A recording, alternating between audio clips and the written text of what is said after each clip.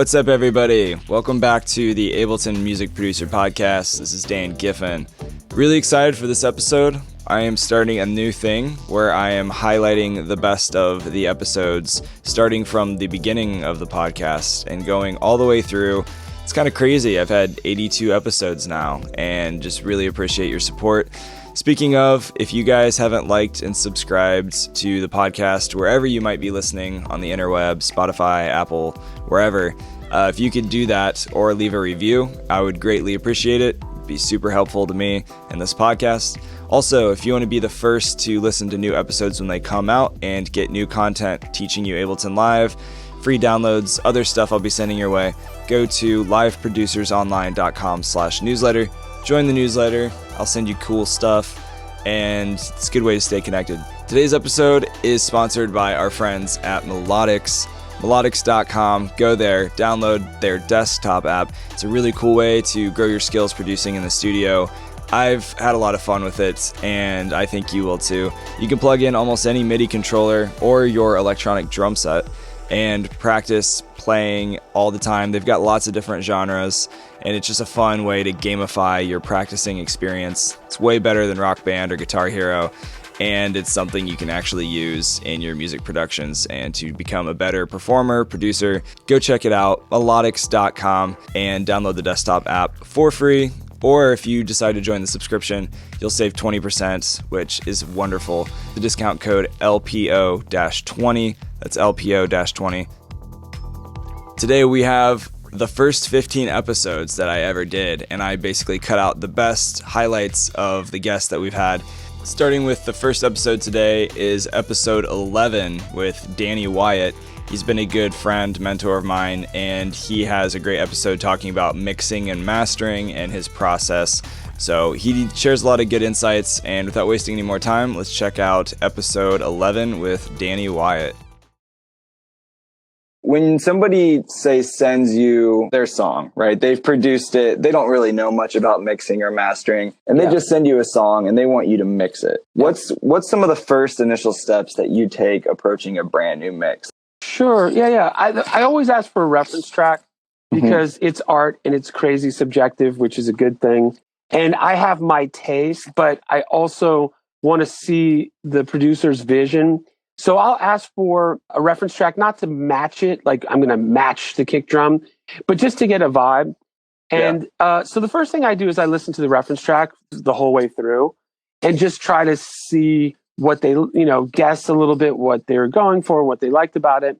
And then I'll listen to what I call the unity mix or the all faders up mix and just listen down through the whole thing and see what the production mix sounds like and how organized it is. And then from there, I import the reference track into the session and I pull all the faders down and I start with the kick or whatever the most prominent low frequency element is. And I channel strip it and make it beautiful. And then I balance it against the mix bus that, I start with and my mix bus plugins. And then I build the drums. I build the bass. I get the side chaining grooving. And then I try to add each element in what I imagine to be the order of importance. So I try to do the main chords. I'll get the vocal in very early if there is a vocal, just so I can feel the song. And I try to just get the meat of the song going right away. And then I do the detailed work. I find if I do the details too early and the meat of the song is not right, I wasted my time. Because I have to redo all the little things because of the relativity of mixing. Yeah. So that's my basic approach, and then I switch a lot with the reference as I'm going, just to guide me, and then I'll finish it with the sort of the final automation, and I'll send a mix to the client and let them live with it, and then it's rarely a hole in one. That's just not what our business is. Changes. And I just encourage people to live with it long enough that I can do all the changes at once. And of course, it's never a perfect world. But usually by the second or third version, it's good to go. And then what I like to do at the end is once they love one, I usually make some alts just to see if we can beat it for them or for me. I'm always curious. And, and then they can live with those alt mixes, and then, things are good to go. And I almost always have a separate mixing and mastering stage. I sometimes, I'll give people a mix that has some limiting on it and a simple mix, a master bus, so that they can kind of hear it like mastered. But I do believe in a separate mastering session. Yeah. And for some of our new listeners who maybe are just getting into producing or just getting into mixing, can you just define real quick for us the difference between mixing and mastering? Because sometimes that gets confused for a lot of people. Yeah, for sure. Mixing is taking the individual production elements and relating all of them with usually a pretty simple plug-in chain on the mix bus. I like to do console and tape. And then once the drums and bass are built, I'll add a limiter as a placeholder and squeeze down on the mix and finish it. And then you have two options when you're sort of done with the mix. You can create a pre-master, which is just that mix with the mix bus plugins bypassed and some headroom. And then the mastering engineer, whoever that is, can master that stereo pre-master. And that's cool, but I don't love that as much as making stems. Right. And stems, are composite tracks where you break a 48 channel mix down into maybe 12 stems, kick by itself, maybe snare, clap by itself. The rest of the drums maybe you can live together. Sub bass by itself, bass by itself. Maybe all the chords can live together. The leads can live together. Yeah. That kind of thing. And then if you take those into a mastering session, then you can really make it like perfect, because if you're mastering, we create a big master bus on the master bus or the mix bus, whatever you want to call it. Lots of different compressors, EQs, saturators, limiters, wideners, all kinds of different things, de-essers. And you make a very complex mastering chain. And we also, of course, teach mastering at Next Level Sound too. And I think it's important for people to learn mastering, whether they want to do it or not, because it makes you a smarter producer. It's part of your producer training. Oh, absolutely. I always say that mixing is like cooking and mastering is like baking. It's good to learn how to cook before you bake. Otherwise, you would just be super fat because all you'd eat is cookies, right? Right. Yeah, exactly. Unless they were gluten-free. That's true. Protein. Protein cookies. But this next episode is with my good friend Thomas Faulds. He is a brand manager for Ableton in the US, and he talks a lot about insights for producing. He shares some of his favorite tips and workflows inside of Ableton Live. And when Ableton Live 10 first came out, he shares some really cool insights and features with that as well. So this is episode 8 with Thomas Faulds. One thing that I like to ask our guests is if you want to share and kick us off with an inspiring quote that you love. Sure. There's so many. I mean, I like Ableton has the phrase, make music on all the promotional materials. And that's just so to the point. Right. This idea that nothing really matters outside of making music. It's all to support that. But one of my other favorite quotes was at the very first Loop conference in Berlin. Young Guru, the engineer for Jay-Z and so many countless hit songs and great music. He talked about this idea that someone asked about using presets in their productions. And he said, you know what? The piano is a preset. And you're playing this acoustic instrument, but you didn't create that sound. Someone else created that note. And I just never thought of it like that before. Like, it kind of blew my mind open. That's interesting. Then at the last loop, or 2 loops ago, No ID was talking about, was referencing that Young Guru loop presentation.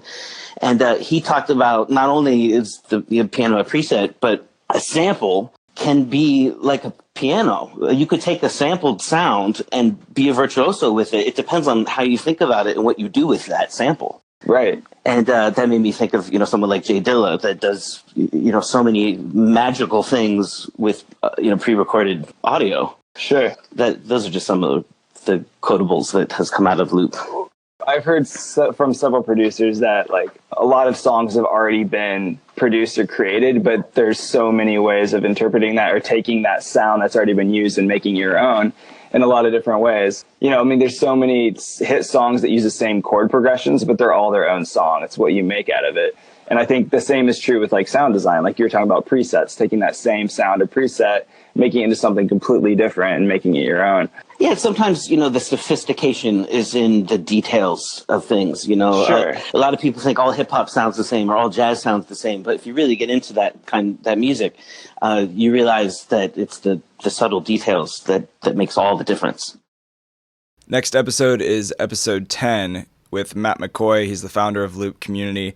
And he talks a lot about performing with Ableton Live in this episode. He also shares some good insights about things that he has taken away learning Ableton Live as a certified trainer and other things. So check it out.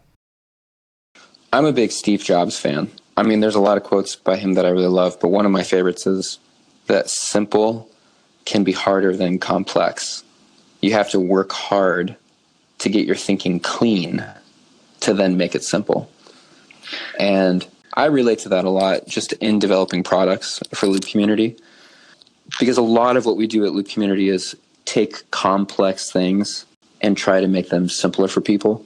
Yeah. So just the idea of running tracks or MIDI controllers and that kind of thing, we just try to make a simpler way. And it's hard because it is a complex thing. I mean, running tracks live is not a super simple concept, and having to try to figure out how to make it simple. And I love the problem solving side of that.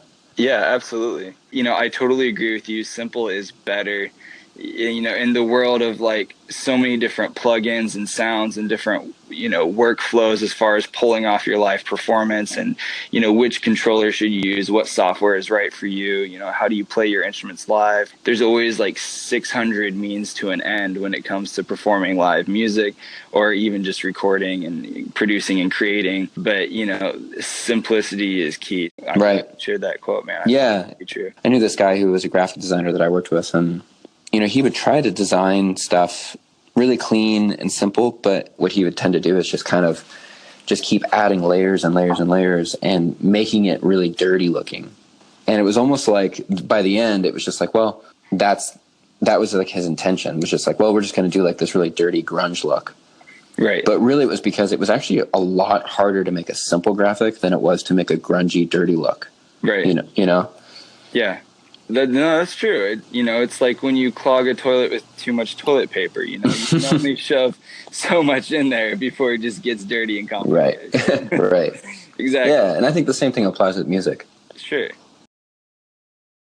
Next segment is with Matt Moldover. He's become a good friend over the years, and he's been on the podcast a few times. So this is a segment from episode 9 with Matt Moldover. When for me, it was like a nice, kind of expensive controller at the time. But, the first thing I really opened up was, the first thing I opened up was a M Audio Oxygen 8. This is like one of the first cheap 2-octave MIDI controllers. Oh, yeah. I mean, you can buy this stuff. People will give you this stuff for free because it's so old now. Sure. Or you could buy it used or, that's part of why I made the gaming controller course for Ask Audio is because, like, one of the things about those controllers is they're just like, they're made by the millions, you can get a Wiimote for like $10 or something. And that's got multiple sensors and buttons. And so, I just say like, get something cheap and just take the whole thing apart. And if nothing else, like you'll just get a sense for like, oh, like I'm not going to break it just by like taking the screws out and like, oh, look, this is just a little piece of plastic, like the simplest thing there is in any controller. And, when you realize it's just 2 pieces of metal making contact and, usually something on top of it to make it a little easier to interact with your hands. And suddenly, I don't know, there's just, in my mind, there were all these things that clicked of like, oh, I could make that different or better, or, whatever. Yeah, that's awesome. That's cool, man. I even love that your EP called 4-Track, you actually designed it into a circuitry board, which I think is really cool. Like, do you want to talk a little bit about that? I'm happy to talk about it. Yeah. So I, for my first full-length album release, I just want to do some crazy artwork because I love, like LP covers, this big 12-inch, piece of visual artwork, and I love, I don't know, I love artwork of all kinds. And and I'm building instruments. So I was like, hey, maybe I could build an instrument into the actual like album artwork, like the physical thing. So I made CDs and I built this circuit board mounted instrument called a light theremin with my friend Jojo, and he taught me how to like lay out circuit boards and deal with schematics and so the first album was like a light theremin inside of a CD case, and the new album 4-track. It looks like a cassette just because I wanted to make it look kind of like a musical artifact. Yeah, but it's actually awesome. A USB drive, and then it's also got the circuitry for like a processor I call a voice crusher. So it's got a microphone too, but you can plug anything into it and crush it. It just like destroys it and turns it into like noisy 8-bit pitch shifted madness. That's really cool, man. That's crazy. Yeah, I don't think I've ever seen anything like that from any artist that like far surpasses like handing out CDs or like here's a sticker. Yeah, I would just like to encourage people to chase those crazy ideas, like, because I don't know, it takes loads of work. It's always more work than you think it'll be, but I just see a lot of value in like, coming up with crazy stuff and executing it. To me, that's like, that's what art and creativity is about. And for me, it's been a great way to kind of find a unique voice and, get attention for some crazy art and music that might not otherwise get that attention. A lyricist for the Grateful Dead died last week. His name is John Barlow. And in his obituary, his mom used to tell him, anyone who's bored isn't paying close enough attention. Because, I remember when I was bored as a kid, and then somehow when I got into music and, got really serious about a creative endeavor, that all just disappeared. It was like, how can you be bored when you could just, make stuff? Hey, so this next episode is episode 12 with Christian Thomas, a friend of mine, and he is a playback engineer specializing in helping major artists set up their tours from studio to the stage. So this is episode 12 with Christian Thomas. Check it out. Part of my job is to collect a bunch of what they call stems, which are individual parts from an audio recording. And those stems can sometimes be eight wave files. Sometimes they can be in like Backstreet Boys fashion, it would be like 80 wave files. When you do that, Ableton Live is a unique piece of software by comparison to all the other DAWs because it is not processor intensive. Instead, it's very memory intensive, and that's because it's designed to play back things very quickly. And memory, in the RAM inside of the computer, is the fastest way it can access that memory. And so it really loads up on trying to, it really behooves you to try to get 8 gigs or 16 gigs of memory minimum inside of that computer, because that's where it's going to load up all these files so it can play them back very quickly. That being said, it doesn't make sense to have the files that you're loading in there be of higher quality than is going to be perceivable by the audience. I always make sure, first and foremost, that the files I'm loading in are not ridiculously high, 96K, 132-bit. It's ridiculous, because either it's going to eventually be subbed down to something like 44:116. The PA is not going to play. You're not going to be hear that quality of it. As sad as it sounds, up until really this year, I've been operating almost every one of these projects at 44:116. I've started to bite the bullet now as SSD drives become less expensive, and switch a lot of these upscaled to 48/24. But that's a huge optimization point right there. Sure, absolutely. Is there any other little tips with that you would help to optimize somebody's computer so it doesn't bug out or cry in the middle of a performance?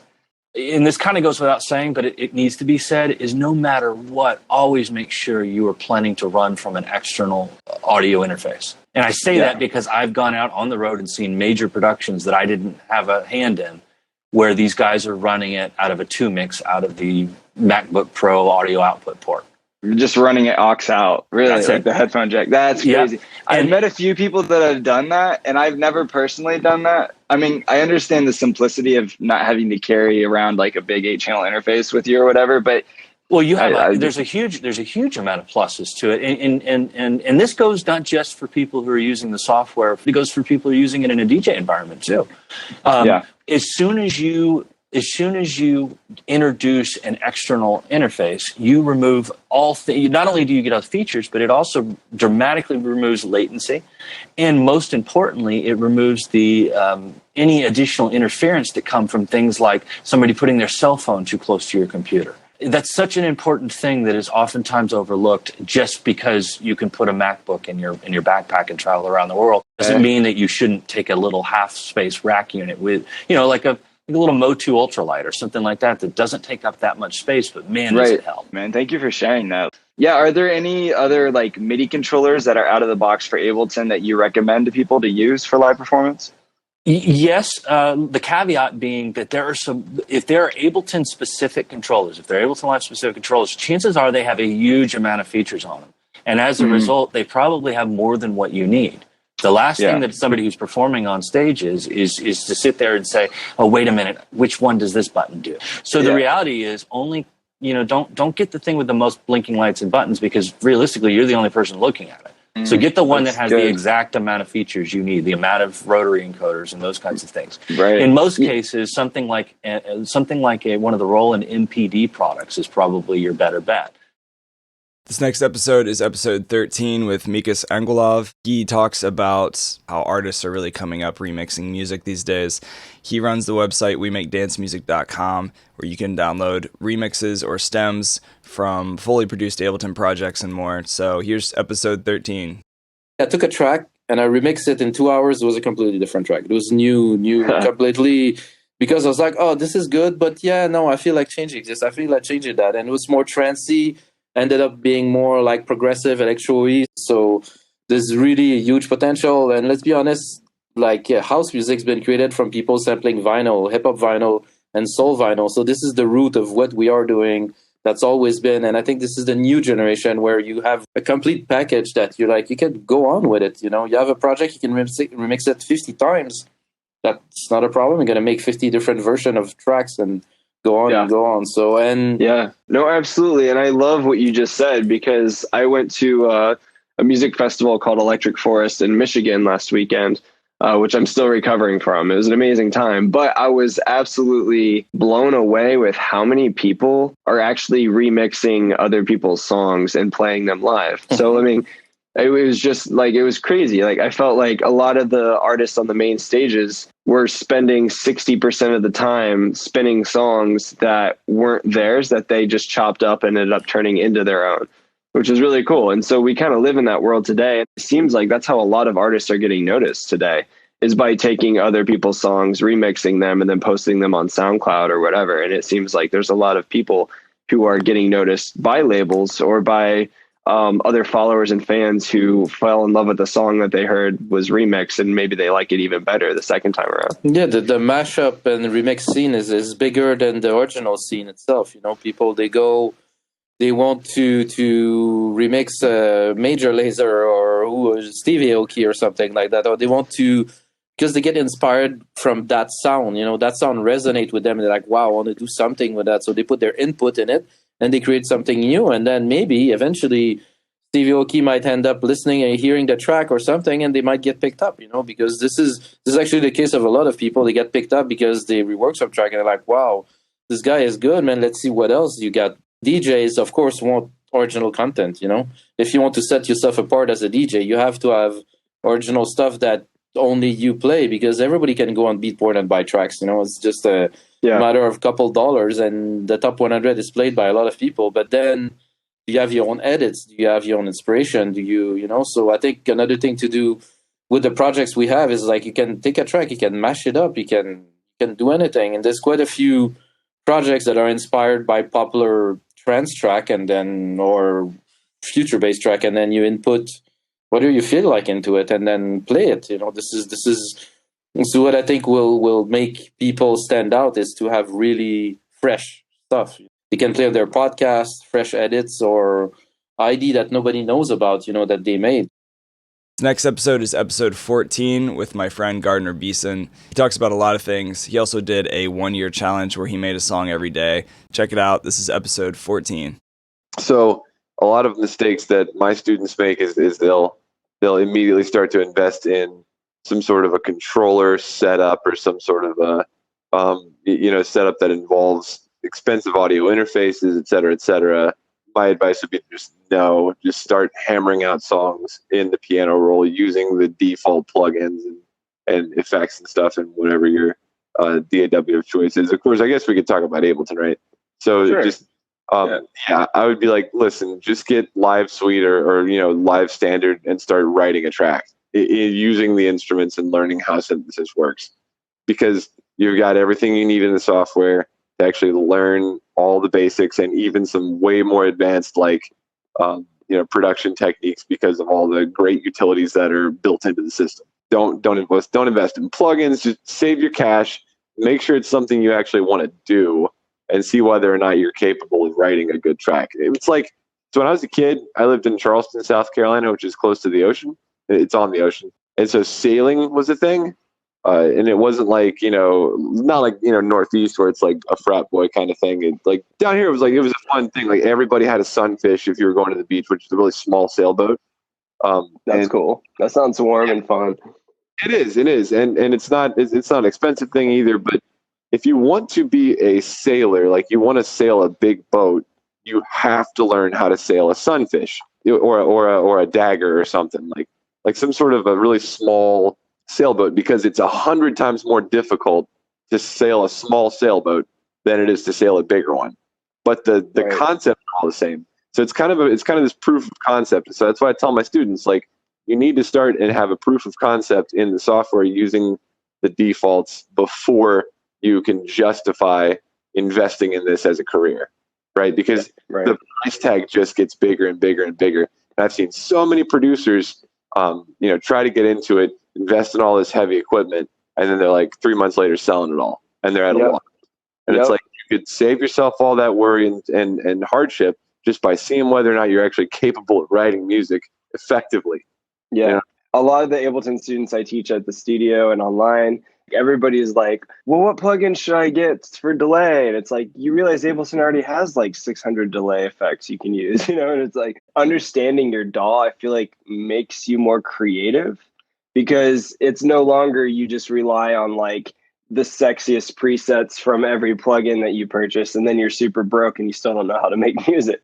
And Facebook loves to show us relevant content. And so you get like, hey, if you buy this plugin, you're going to make music just like the greatest producer of your life. And you need this plugin and you need this plugin. And then to take that a level further, I'd say, and when you're about ready to invest in gear, look at DIY solutions. I do a lot of videos on my channel about DIY solutions to expensive problems. It just goes from there. Look at used gear. Like I said, there's tons of people that get into this and then figure out they don't want to do it or that they can't make money, so they sell it. So go on reverb.com, go on eBay.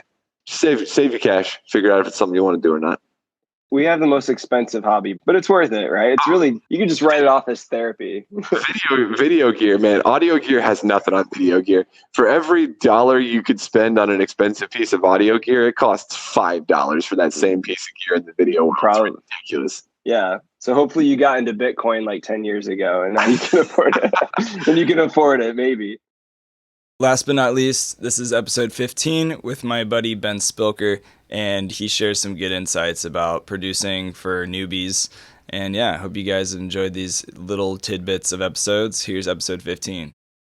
So many times I've been worked up in the past, whether working by myself or in the studio with other people, and I'm just like, it has to be perfect. And it's just like, no, have fun, come up with something, and ideas will spark out of the playfulness and creativity of just like screwing around and finding happy accidents, because there's billions and billions of happy accidents inside of Ableton.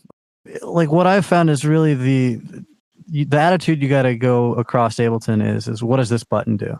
You just got to go have fun and try to just figure it out. Just experiment.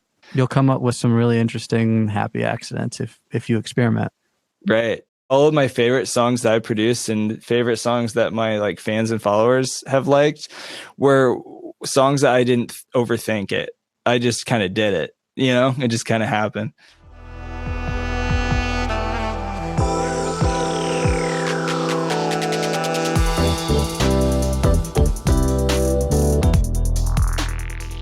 Yo, hope you guys have enjoyed this recap from the first 15 episodes of the podcast. Stay tuned for part 2 in the series where I'm going to highlight a lot more conversations I've had over the last 2 years doing the podcast.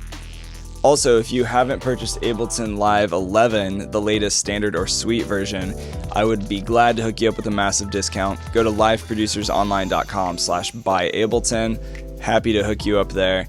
One of the best things to happen to my music career and producing and getting better as an artist is having a good mentor. I think it's super important. If you would like to get help with your projects and if you want a custom learning experience and just a mentor to help you, I would be interested in helping you. You can apply by going to liveproducersonline.com/masterclass. Check that out. Also happy to have you on the newsletter if you want to get the latest episodes before anybody else, and if you also want to get free content and downloads to step up your Ableton Live skills, go to liveproducersonline.com/newsletter. And if you want to join the membership, you can check out more on that site. So much love, everybody. Stay tuned for next time. Bye-bye.